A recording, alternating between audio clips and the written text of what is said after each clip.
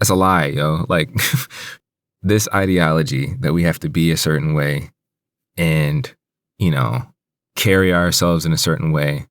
And I'm sure it's a buzzword that people have heard before, like toxic masculinity. Like we can't be expressive. We can't take time to like fully be ourselves. We can't get therapy. We can't get help or counseling to deal with what's going on with us. This idea that we don't really have any problems, like we got everything.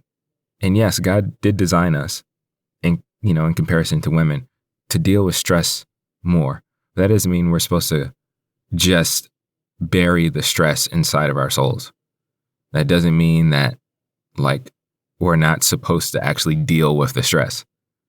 Yes, we're supposed to take burdens that our wives or, sisters or women can't take. Yes, that's part of our design.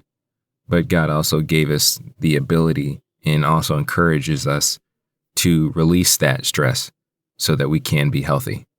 And like I talked about in the previous episode about the emotional release valve, that can be in writing a poem. That can be in, if you're so inclined, putting on a beat and just freestyling how angry you are, how frustrated you are, how sad you are, how scared you are. Like even in this moment for me, like I'm carrying some stress and some burdens. And there's always a temptation to try to turn to a vice to try to fix the problem. But the reality is it doesn't fix it. It doesn't fix it at all. Like for me, especially my time in college, and I would say even like some time in high school, whatever, high school into college, I really struggled with like pornography and masturbation. And a lot of it, yeah, there was lust there, but oftentimes when I felt stressed, and I felt like just underwater and I couldn't deal with stuff, that's what I would turn to. And it never fixed the problem, ever. You know what I'm saying? Like, and even for me, like as a believer, you feed into that temptation, you feed into that thing. And for that period of time, you feel fine, but then the guilt kicks in and then reality kicks in. And then you're like kicking yourself because it's like, yo, this amount of time, I probably could have been dealing with the issue, or I could have been expressing myself, getting counsel or talking to a brother or, creating some art to deal with myself, to deal with what I'm feeling. It's not a good trade-off at all.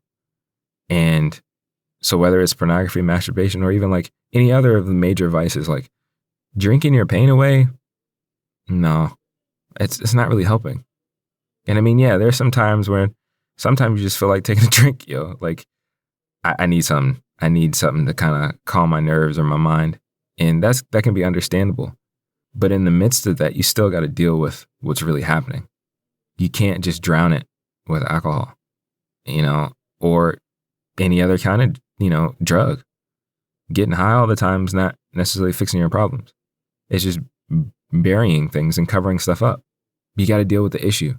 And all I'm suggesting in the show is to use creativity, to use art to help you to deal with that stuff.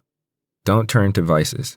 Don't turn to using women or alcohol or drugs or anything else that's actually not beneficial for you.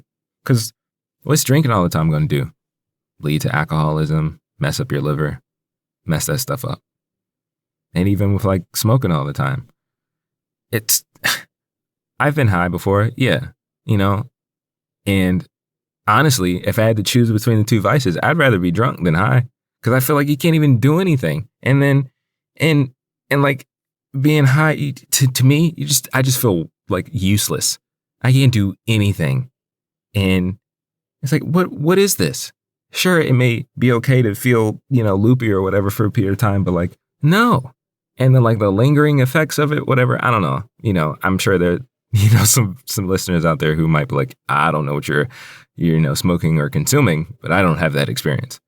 But, to depend on that, like there are some people, my wife and I went to Colorado, which is where I first imbibed in marijuana. But we went into the dispensaries because it was legal, whatever. And, it's kind of like when you're in Rome, do as the Romans do. The Romans, they had some issues, but anyway, like, so we were asking, I I guess the cashier or whatever, the guy that was helping us with stuff, like, what would you suggest? And, what could we try or whatever? And in the midst of that conversation and sharing stuff, he was like, yeah, I got to do this stuff every night or I can't go to sleep. And yes, I understand in a scientific sense, you can't be addicted to marijuana, but that kind of sounds like a problem. If you need to do this every day to kind of function normally, I don't know. It sounds like there's a deeper problem that needs to be dealt with. So regardless of what the vice is, like, vices are things that don't put you in a position that help you. They keep you trapped. Like, here's the definition of the word vice. This is from dictionary.com. Faithful. There are a couple of different definitions, so I'll just read them. Vice. This is the first definition. There's some more. An immoral or evil habit or practice. Immoral conduct, depraved or degrading behavior, sexual immorality, especially prostitution, a particular form of depravity, a fault, defect, or shortcoming, a bad habit. I don't know why this says a bad habit as in a horse. I don't know what that's about.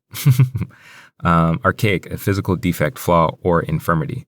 So even in the archaic sense, having a vice is something that's actually slowing you down. Like, it's a flaw. It's not good. It's an infirmity. It's like, this isn't good.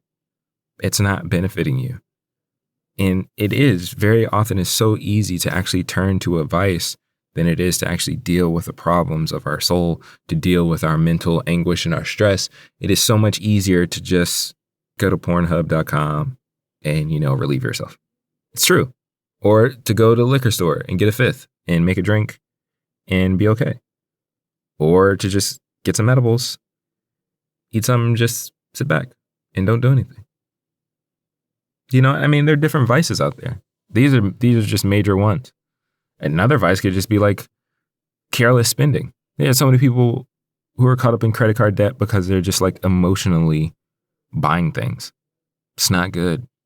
It's not good. And it's not helping us. It doesn't help us as men who struggle with various vices. It's not helping our community. Like, it's not good. The better thing, which is often very hard and difficult to do, is to try to deal with it, or at least trying to relieve yourself of the stress, of the emotional pressure that's in your head through creating, through therapy, through counseling.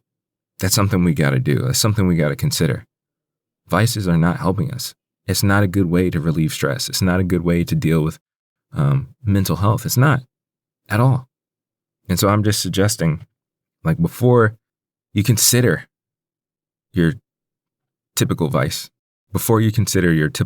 or whatever you usually turn to when you're stressed or whatever, consider just making something. Journal entry, drawing a picture, taking a picture, painting something, writing a song. Or, if you like making things with your hands, go carve something, whittle something, buy like a model set, get some Legos, like make something. And then even if you're stressed, like make something with some Legos and then break it. That's something. You're creating something. You're putting that energy and expressing it and getting it out without just numbing yourself with a vice. It's just a thought, just a consideration.